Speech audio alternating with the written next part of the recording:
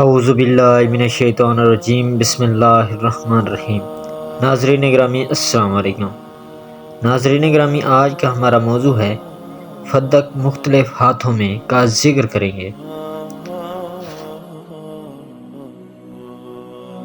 ناظرین گرامی، جب یزید کے بعد مروان کو حکومت ملی تو اس نے خلیفہ ثالث کے عمل کو حجت قرار دیتے ہوئے اپنے دونوں شریکوں کو بے دخل کر دیا اور خود سارے فدق پر قابض ہو گیا۔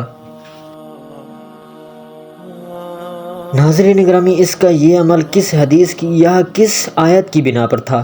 بعد ازاں یہی فدق مروان کے بیٹے عبدالعزیز کی ملکیت بنا، اور جب عبدالعزیز کا بیٹا عمر بن عبدالعزیز برسر اقتدار آیا تو اس نے فدق سے اپنے خاندان کو بے دخل کر کے اس کو اولاد فاطمہ سلام اللہ علیہا کے حوالے کر دیا۔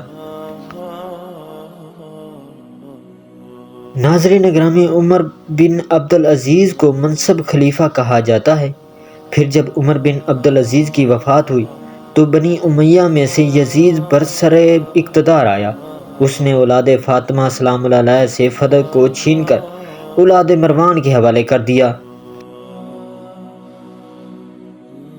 ناظرین گرامی، بنی امیہ کی حکومت کے خاتمے تک فدق اولاد مروان کے پاس رہا۔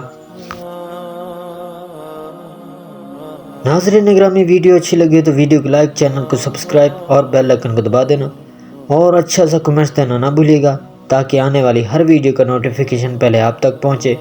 اگلی ویڈیو تک دیجیے ہمیں اجازت۔ اللہ نگہبان۔